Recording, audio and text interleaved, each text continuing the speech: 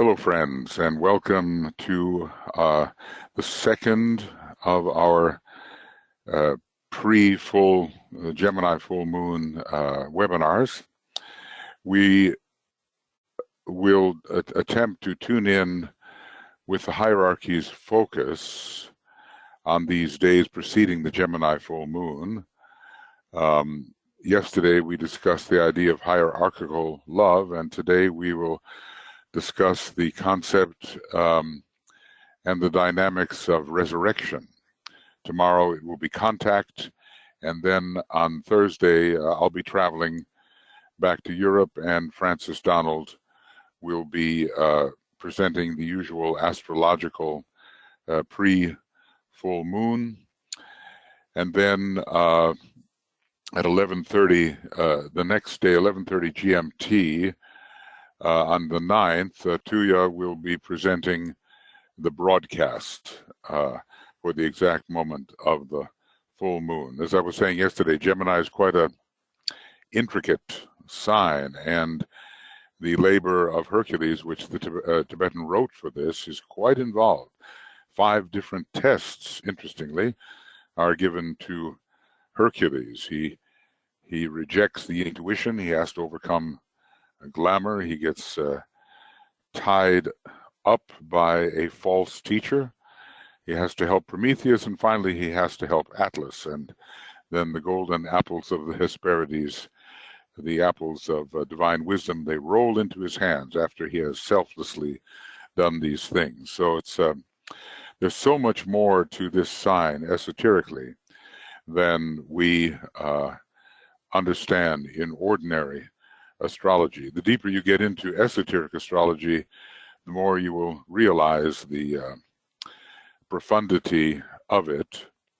I'm constantly realizing this fact that the Tibetan has presented depth after depth of the real nature of these great lords of the constellations.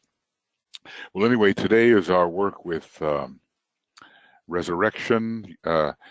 We know, interestingly enough, that the 7th initiation is connected with Gemini, and there was a special event, I think it took place in 1943, where a high point of love was reached by the Christ, who is in process of taking this 7th initiation. It's ruled in a way by Gemini, and it's ruled by the 2nd ray.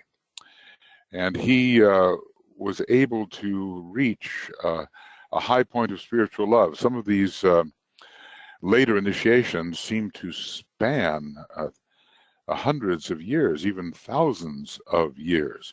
There's kind of a little bottleneck that occurs around the 2nd, 3rd, and 4th initiations. He tells us, interestingly enough, on Initiation Human and Solar, page 84 and 85, that you can take the 3 of them in the same life. I mean, it must be a tremendously arduous task to do that, but he says it will usually be the case. But then when we start widening out into the higher initiations, they seem to take much, much longer. So the Christ began the 7th initiation back in the time when he made his last appearance in Palestine. And so it's been going ever since, and probably it's a 4,000-year process, something like that.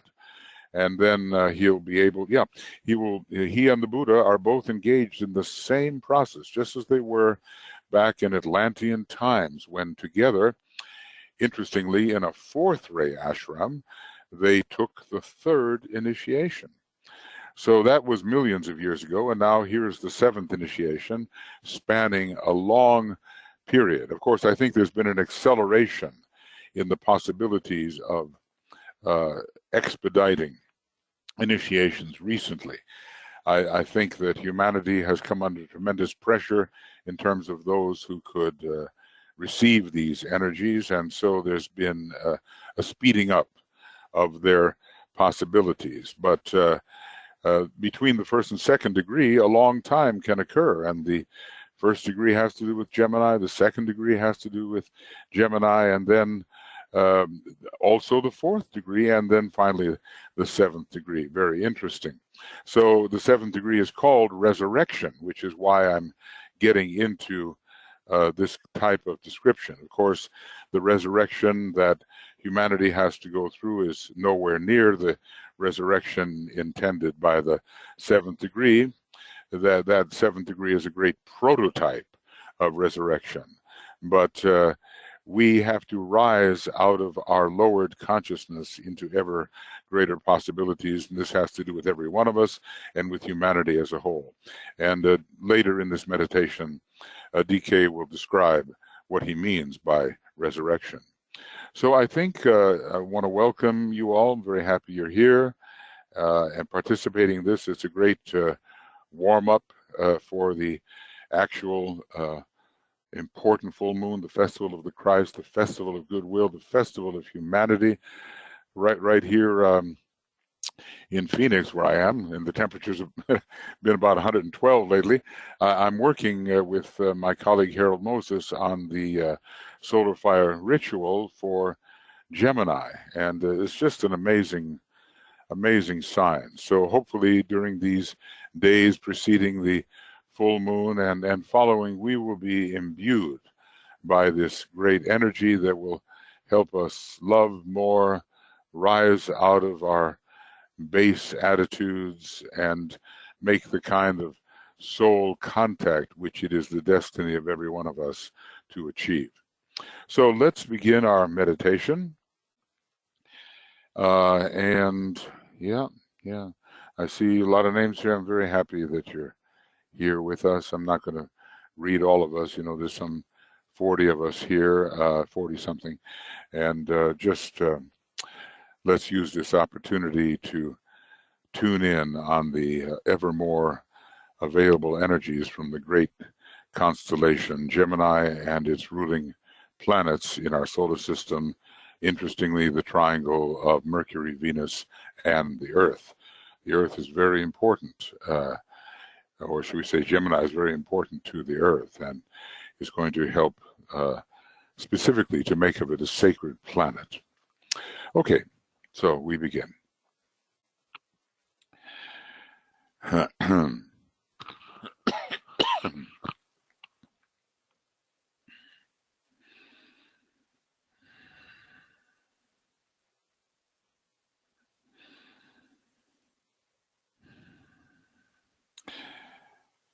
And basically, when we think of the lower three worlds, we should identify at first as the soul in incarnation. We are the consciousness behind the customary man, the obvious man.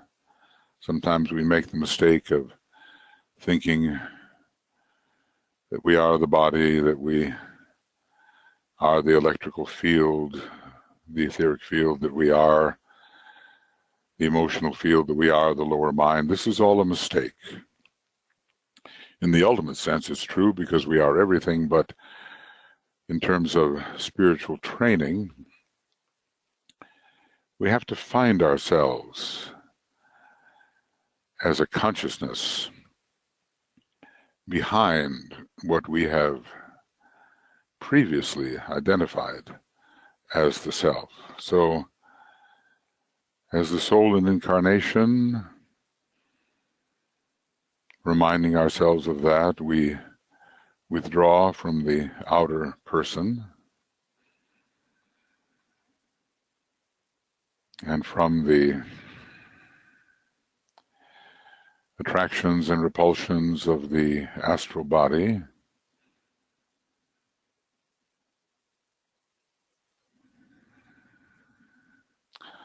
and from the many thoughts in the active lower mind, we withdraw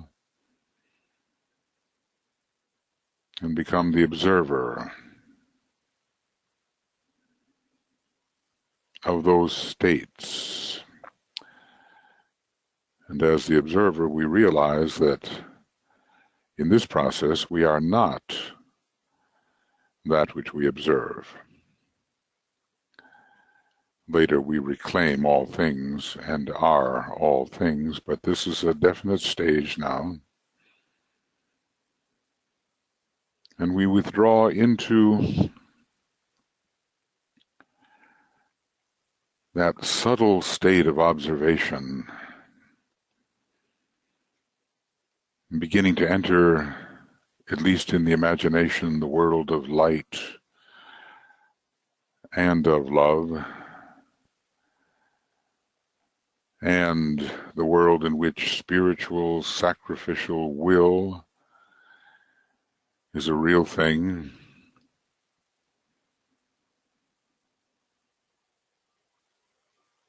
We're in the world of the soul, as it were, and our truer home than the personality home is the egoic lotus, whereas the personality is metaphorically the tabernacle in the wilderness, the egoic vehicle, the causal body, is the beautiful temple of Solomon, the temple of solar man, as Manly Hall has called it.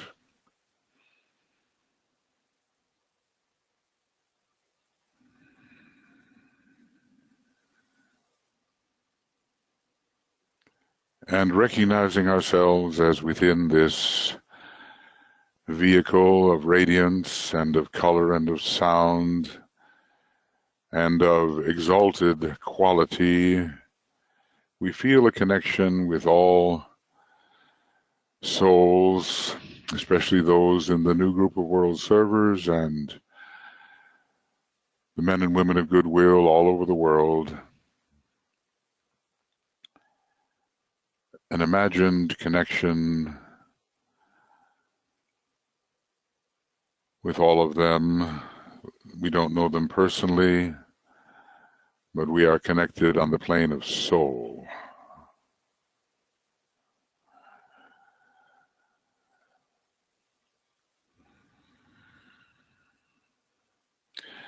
And in fact, if we really think of it,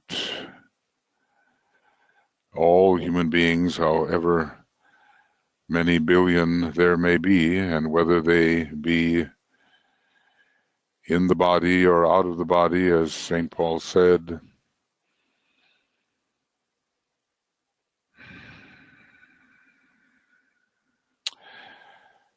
there is a soul connection, a unity on that higher plane.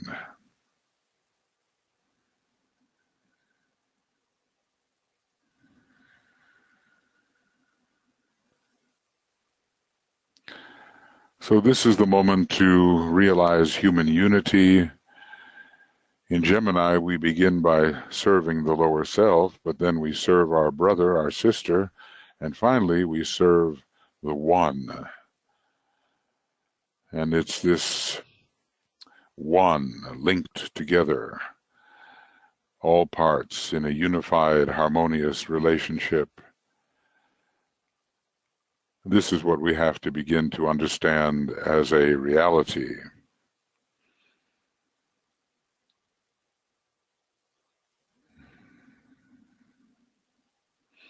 First, we begin to realize that everybody is a part of ourselves.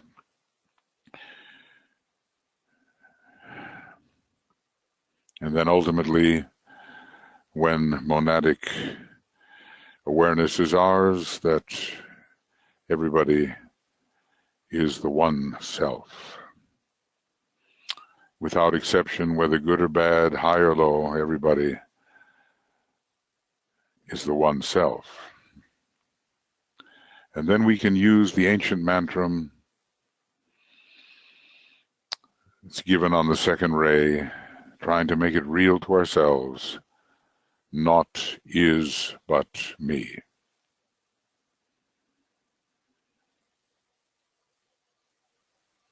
Now, if even the slightest flash of what that means could dawn upon our consciousness,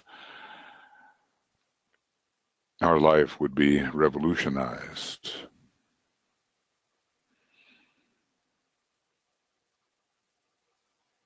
We want to reach into the higher levels where wisdom and spiritual will and great abstract mental understanding all abide, but we need the soul energy to do that. So it's as if we focus together on the highest part of the lower mental plane, the fourth subplane, where the mental unit is found and the seat of the personality is found, that which holds the personality as an integrated unit.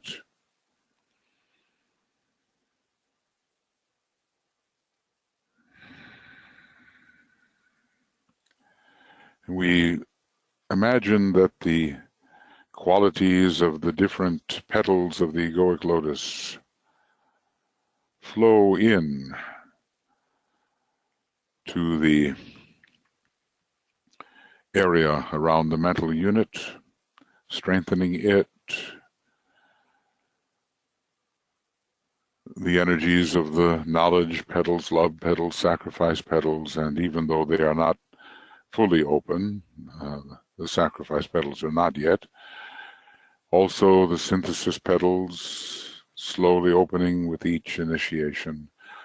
All of these 12 energies we imagine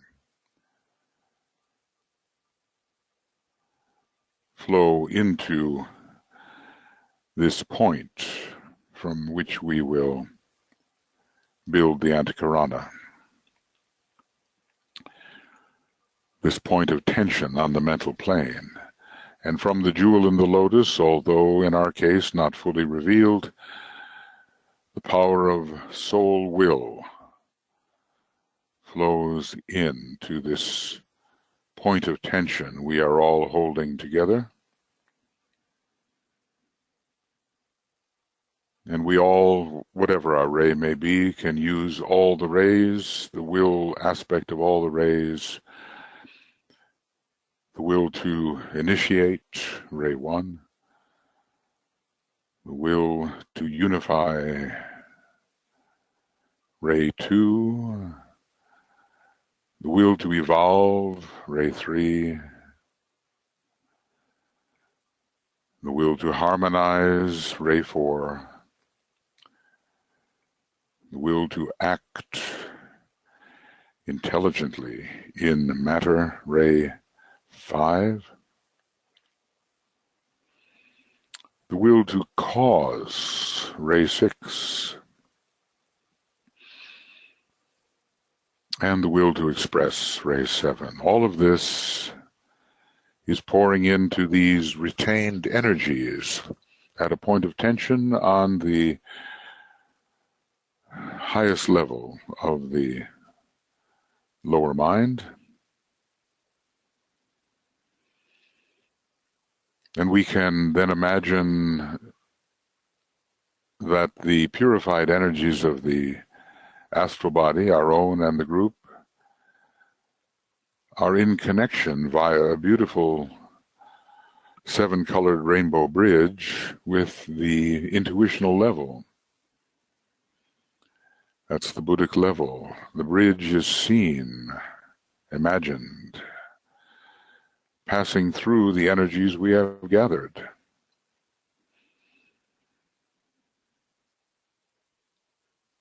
And 2 of those energies of the bridge will stand out more prominently for each of us, the soul note and color and the personality note and color.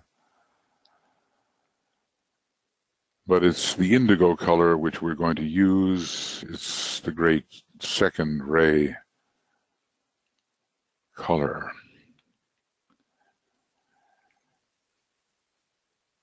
And we're going to use a word of power. I see the greatest light, and we're going to imagine that this bridge, this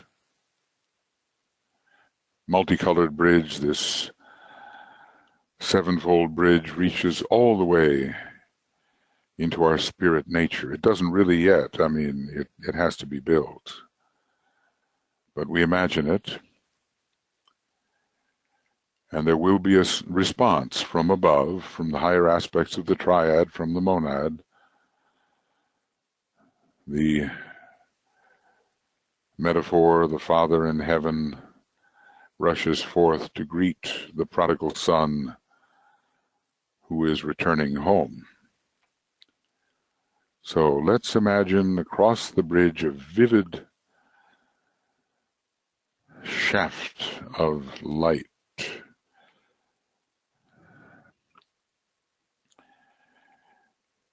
We'll imagine that as we inwardly say, I see the greatest light, and we'll sound 3 ohms outwardly on one of the second ray notes.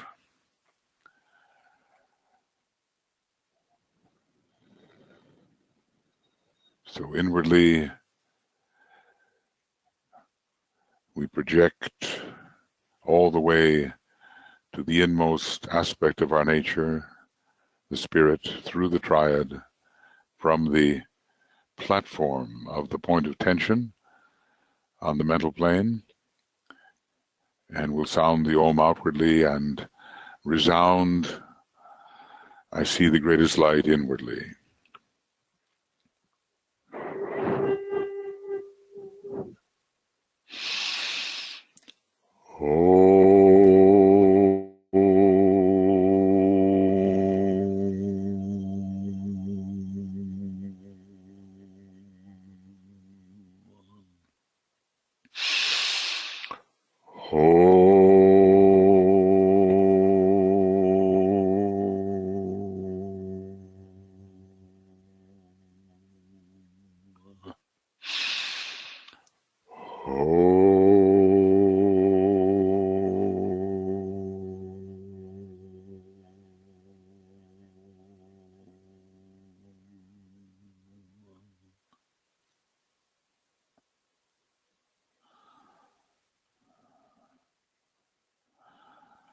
And we pause as that word of power resonates through the imagined bridge,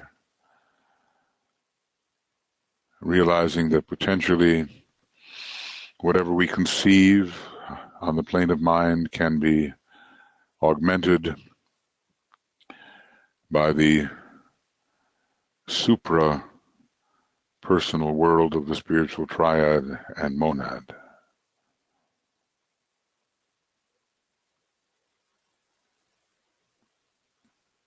This is the world where the masters have their consciousness habitually, and we offer our salutations to them, offer our cooperation at this time when they are working so hard, especially at every full moon period.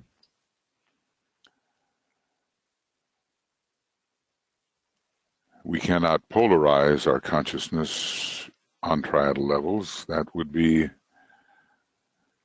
the prerogative of the 4th degree, 5th degree, and beyond initiates of those degrees.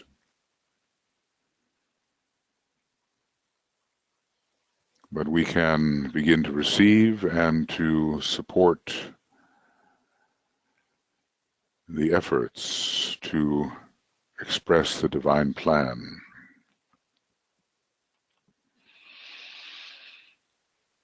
Which the custodians of the plan seek to do.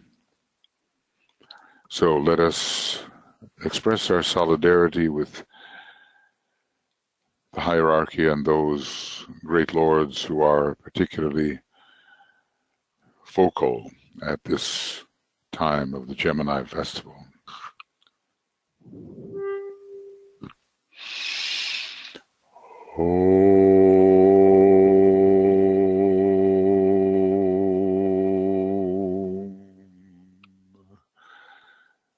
Salutations to the Buddha, the Lord of Light, and the Lord of Wisdom.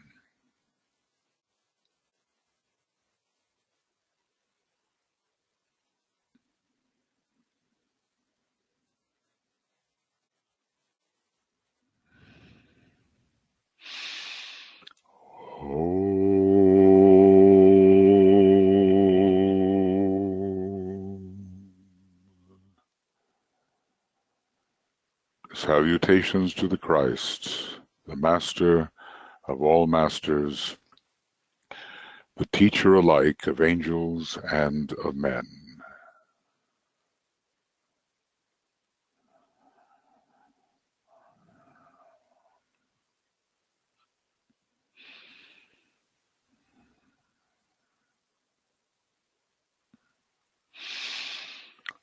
Om.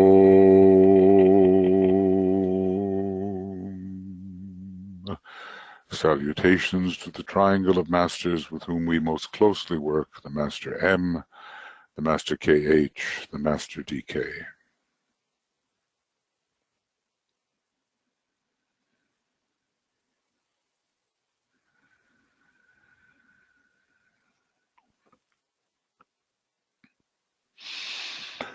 Om.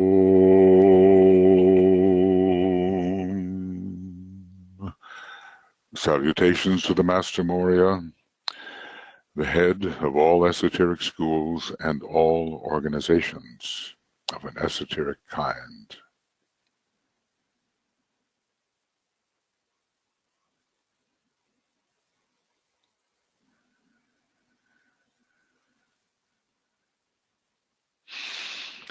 Om.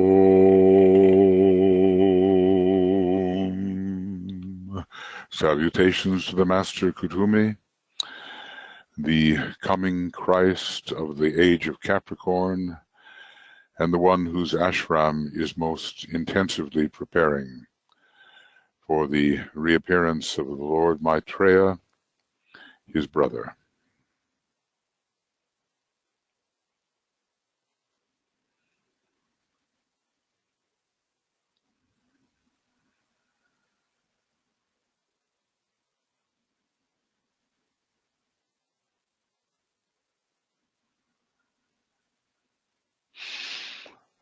Om.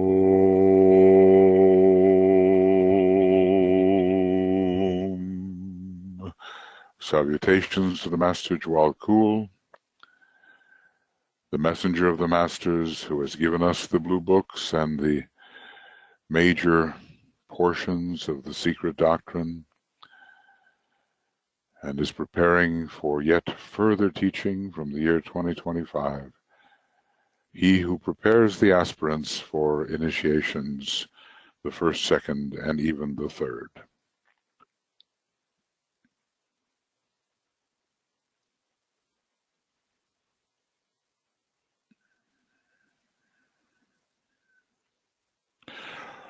Om.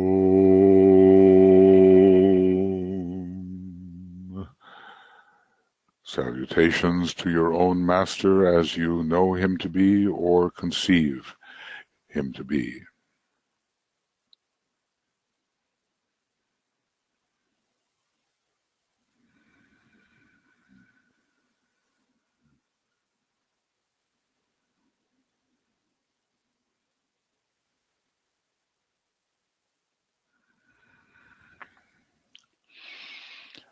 Om.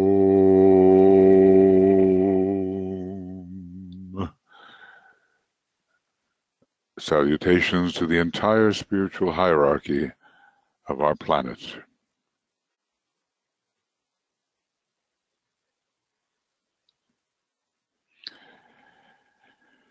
We seek to become consecrated workers on behalf of the great divine plan of which these masters are the direct agents. It's very important to penetrate into the stillness where they are found, to recognize their reality, and to cooperate as fully as may be possible. And then as a group, we raise our imaginative thought to Shambhala, however we may conceive it to be, the center where the will of God is known, and identified as a group soul, working together, we seek to attune to the presence of Sanat Kumara, the Lord of the world, the King, the youth of endless summers. We seek, in some small way, to attune to the presence of this great redeeming emanation of the planetary logos.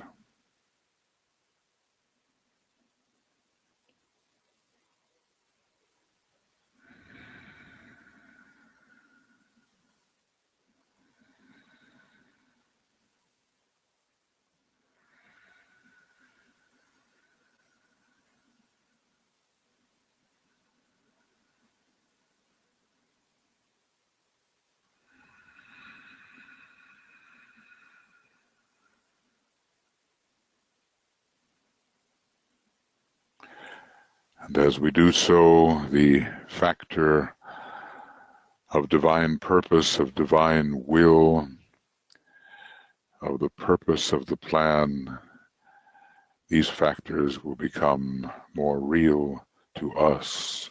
So inwardly we sound a long, silent Om, allowing ourselves to be imbued with as much of the energy of this great Lord as may be possible to us as a group and perhaps individually one day.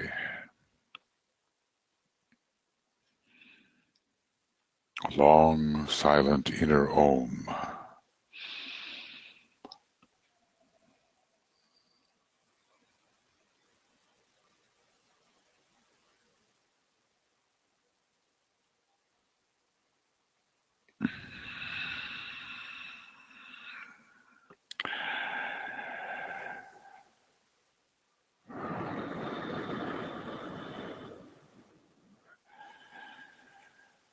Now,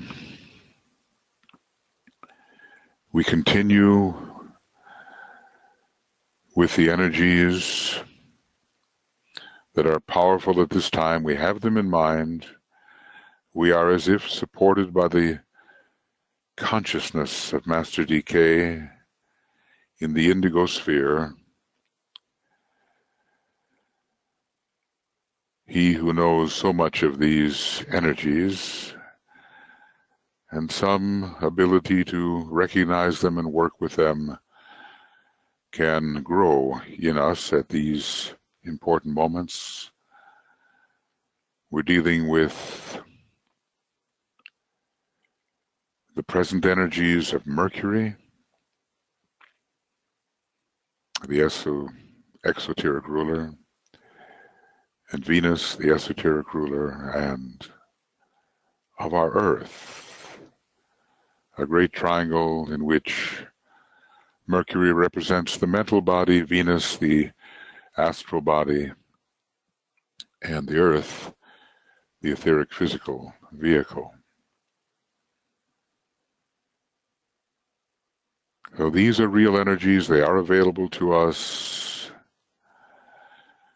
The intuition, the luminous mind, the field of service.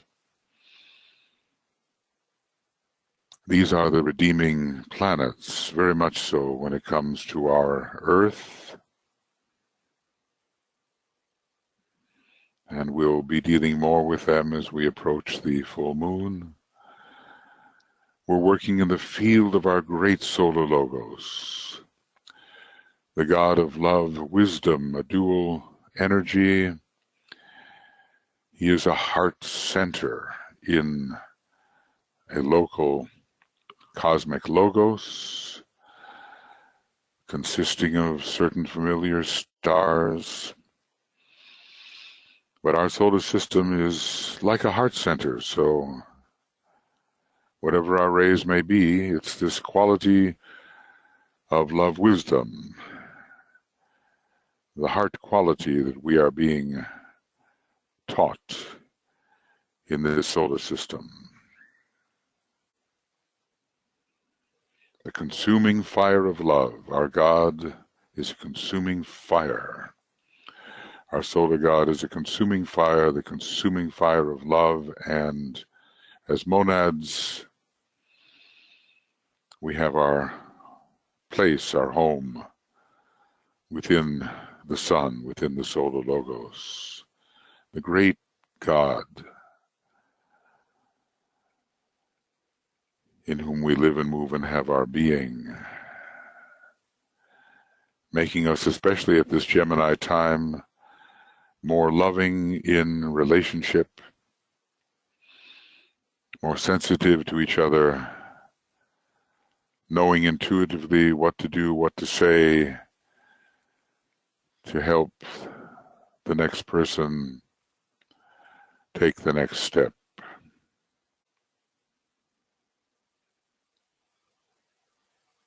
Knowing that everyone is a monad, everyone is a soul, and everyone, eventually,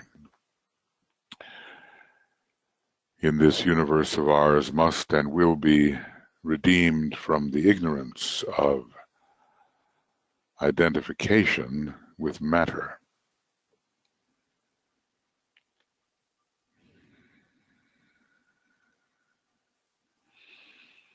And the light of interplay is released through Gemini.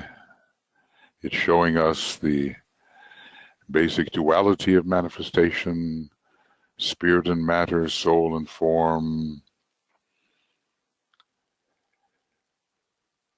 We really understand, or come to understand, the science of relationship much better at this period. We know, or will learn, how to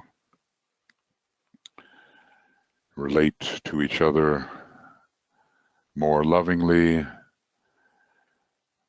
with greater facilitation of the sole purpose of another.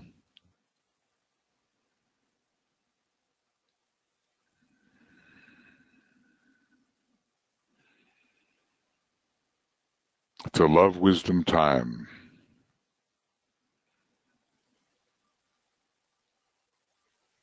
And that love wisdom of Gemini, passing through the love wisdom of our solar logos, passing to Mercury and Venus, Mercury especially, the wisdom, Venus especially the love, and into Shambhala, into the earth, into all of us.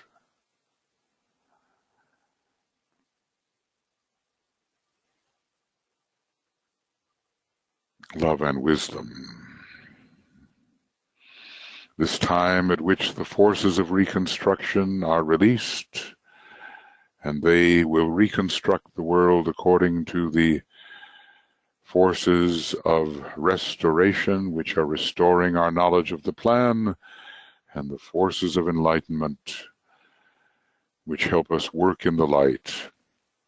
Restoration at Aries, enlightenment at Wesak, reconstruction at Gemini. We're all needed. We can be useful.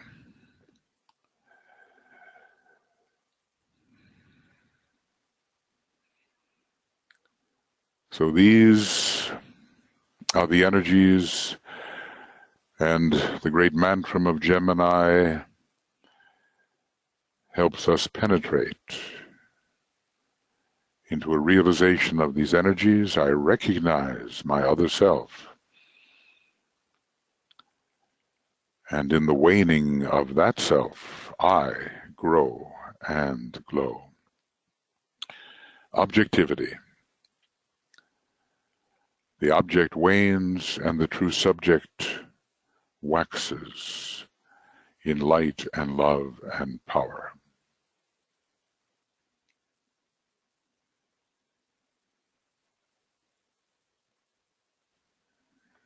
I recognize my other self, and in the waning of that self, I grow and glow. These words must be in our minds during these days and following the full moon. Try to make them real. Try to stand behind what you thought you were until you discover what you are. And realize that if we see only the personality of another, we do not see the real identity. We have to treat each other as souls, recognize each other as souls. It's not easy, it's easily said, but we keep working at it.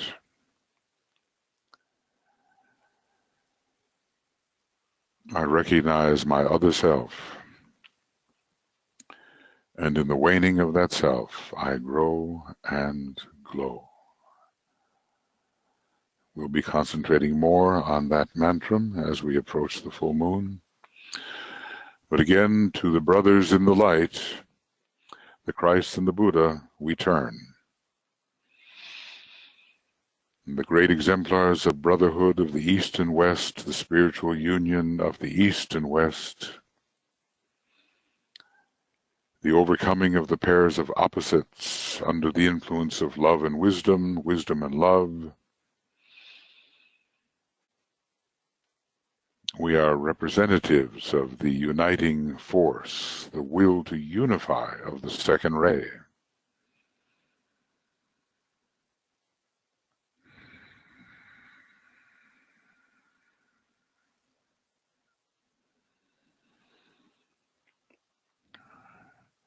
We recognize not just the Christ, not just the Buddha, but their profound relationship as it is exemplified at Wesak and now at the festival of goodwill, of love, of humanity, of the Christ.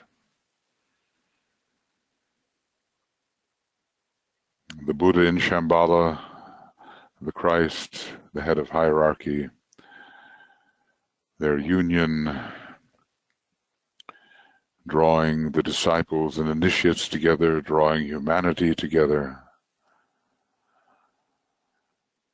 And such is the profound respect of each for each. They've been brothers long, long time, from millions of years back.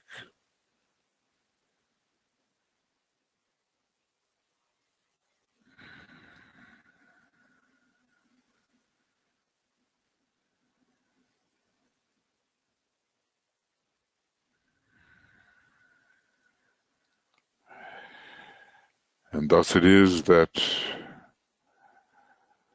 the Christ preaches the last sermon of the Buddha at the time of the celebration of the Gemini full moon. But we prepare, we will give in entirety the last sermon of the Buddha as it's been translated for us, but that will be on the day itself of the full moon, as it's now planned. But we warm up, we think in the direction of that last sermon with a tremendous emphasis upon self-reliance. Of course, which self? Self-reliance. The Buddha came to strengthen everybody and their relationship to the true inner self, upon which one can always rely. And so these words from the last sermon, giving advice to the thoughtful, strenuous, mindful disciple, that whilst he is subject to sensations, let him continue so to regard the sensations that he, being strenuous, thoughtful, and mindful, may, whilst in the world, overcome the grief which arises from sensations. the grief which arises from sensations. We ponder on that because, of course, we become attached to our sensations, and the Buddha, the great teacher of detachment, but it takes strenuousness, thoughtfulness, mindfulness to earn our detachment from these snares which hold our consciousness trapped in the lower worlds.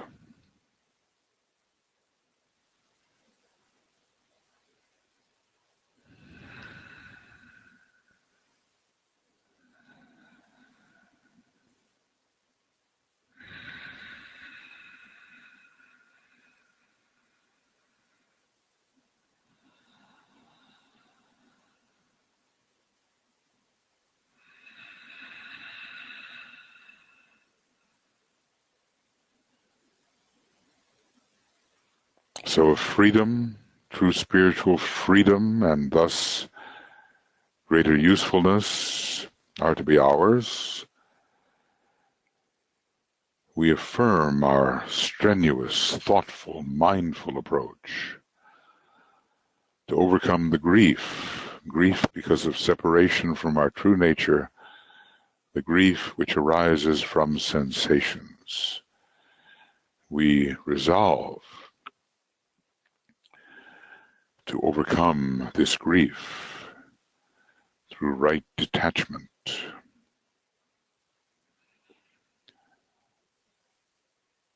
Of course, the astral body is in many ways the vehicle of sensation.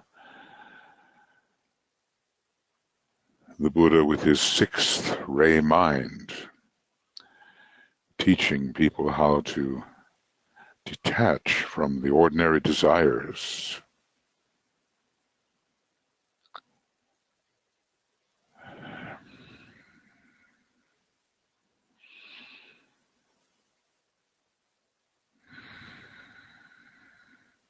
So we have great gratitude to the Lord of Light, the Lord of Wisdom, the Buddha,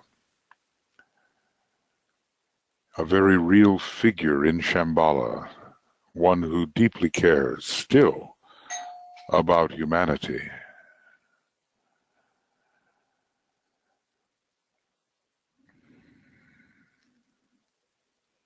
Illumining humanity.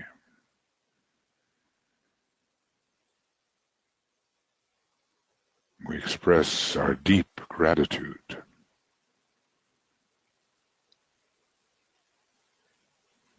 toward the Buddha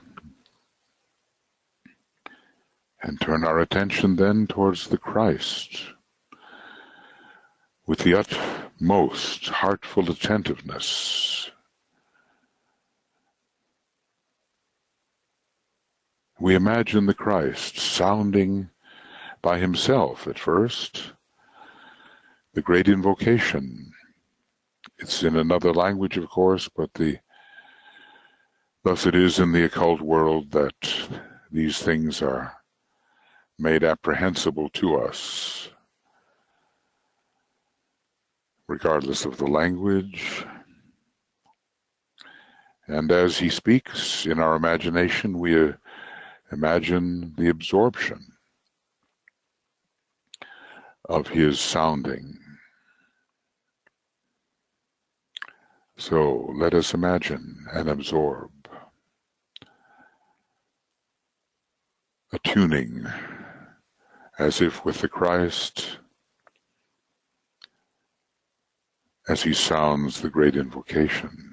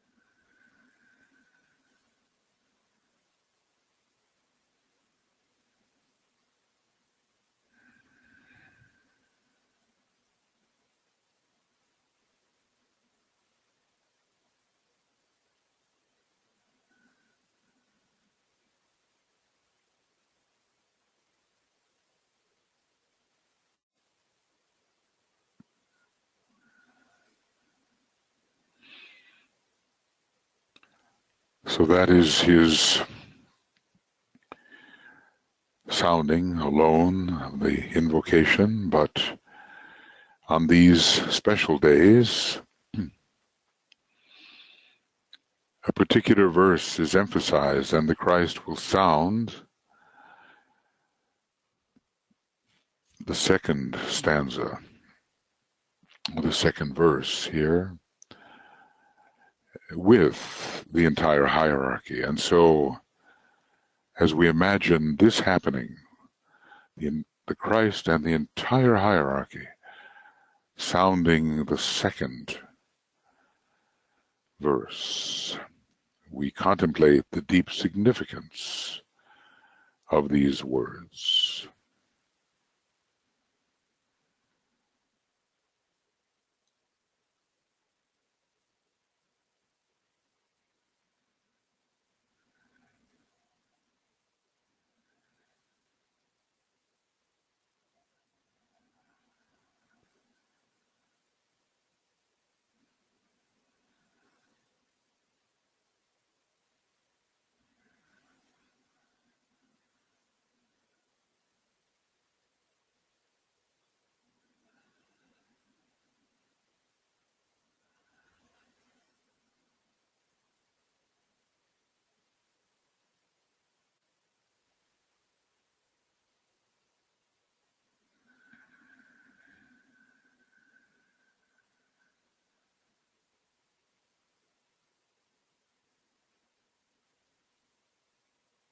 The power of the Christ and the entire hierarchy sounding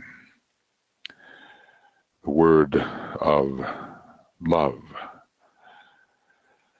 which the second verse gives us, the kind of love that makes possible the resurrection at the seventh initiation, ruled by love, wisdom. So we imagine the love of God pervading humanity and the planet, the love of God pervading humanity and the planet, the Christ energy,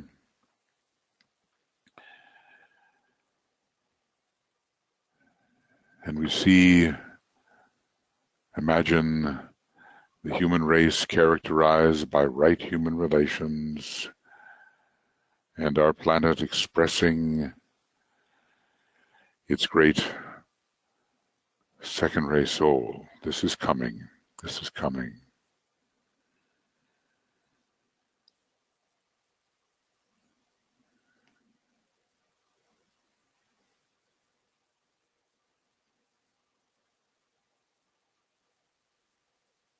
Love is sweeping through humanity. What a difference it will make after we overcome this troubled, antagonistic time.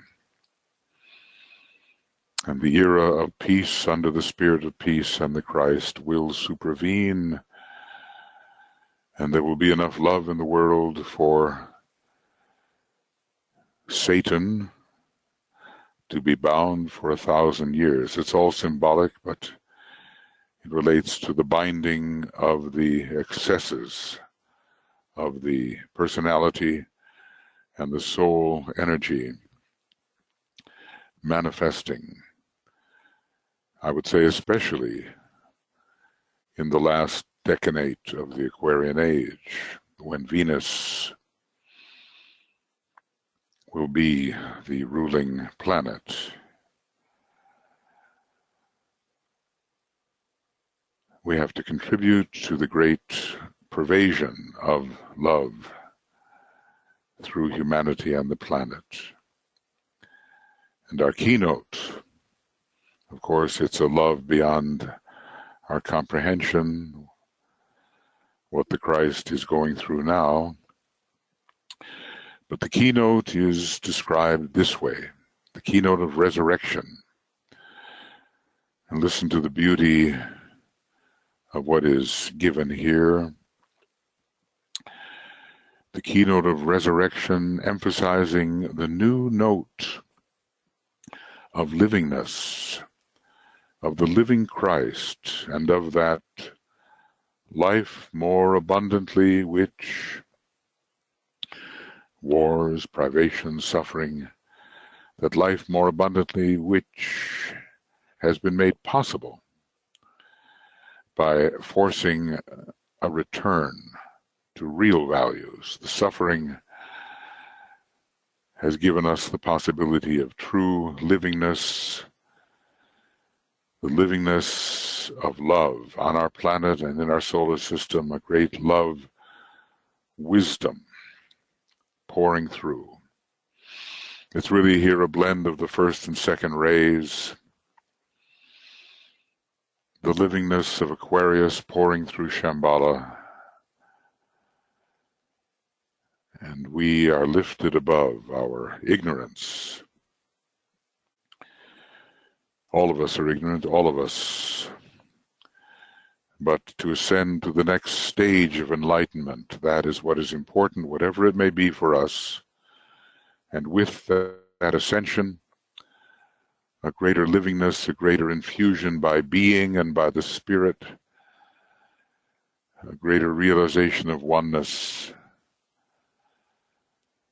All dualities become one at the resurrection of the seventh initiation, and love and wisdom are combined.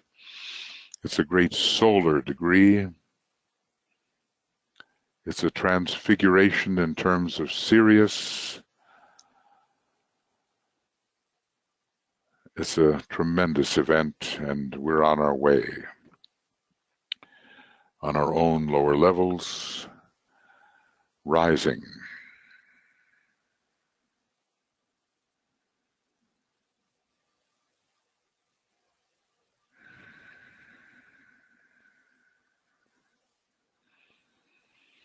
Life more abundantly, it's so Jupiterian, it's so Aquarian, it's going to be given during the Aquarian age, the age of universality, and then as life more abundantly is poured forth, what did he say? I am come that they may have life more abundant. We will understand the great livingness associated with this sign and with the first aspect in its union with the third, the first, the second, and the third. Livingness in the great upper triad.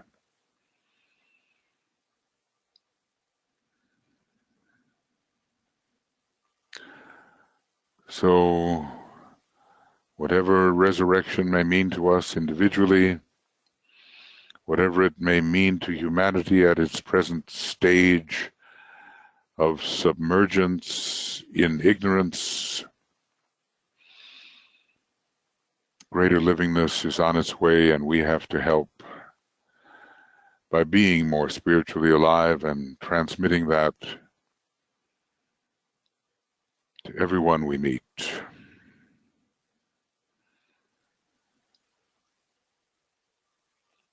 A resurrection, love and resurrection, two keynotes. So we affirm our solidarity with the Buddha and the Christ and the assembled hierarchy. We merge our purpose with as much of their purpose as we can ascertain. And together, in the flow of these great energies, we bless the world in silence.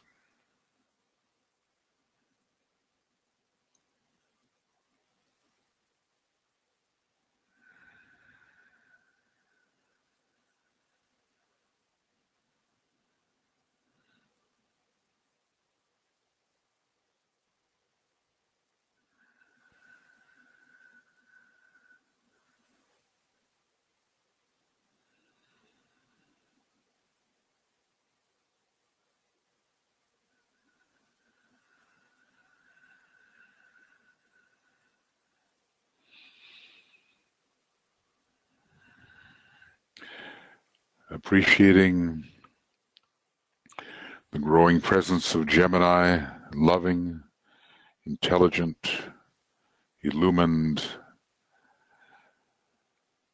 These energies are real, and more we are being imbued by them.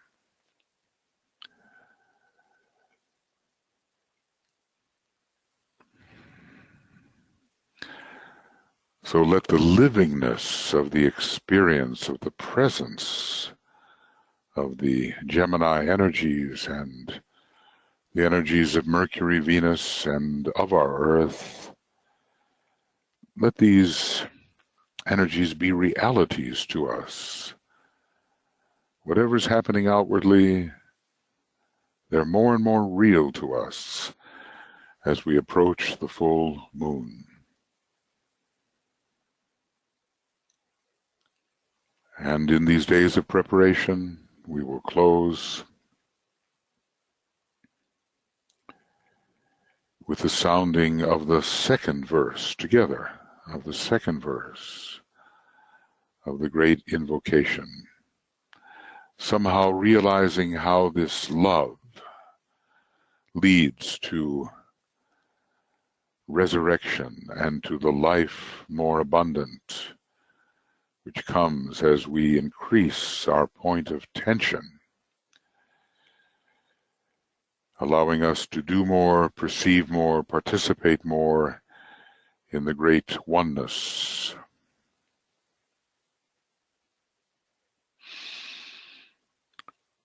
From the point of love within the heart of God, let love stream forth into the hearts of men. May Christ return to earth.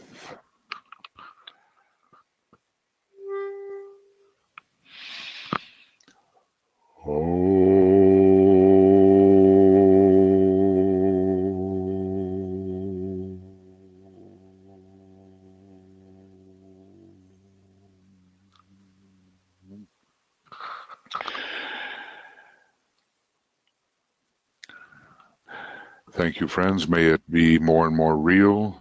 The URL, the link for tomorrow's meditation on contact is in the chat box for you. And then we continue on Thursday. I'll be traveling, but Francis Donald will take the pre-full moon meditation, which is largely astrological.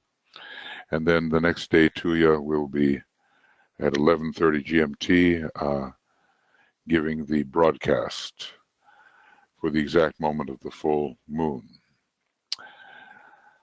So let all this be real to us, increasingly real, increasingly subtle, but real. And whatever's going on outwardly, let the great interior facts abide with us so that we can live the dual life in the world, but also in another world where things are much more real, and we don't let go of those things, even as we work with detachment in the outer world. Thank you for being here, and I'll be sending these to Brett, and they'll be posted as soon as we can on the Makara website, so you can use them if you wish.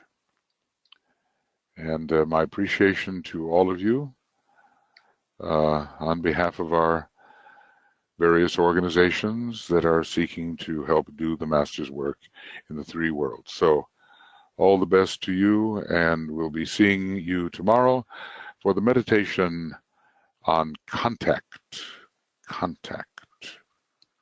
Okay. Bye-bye.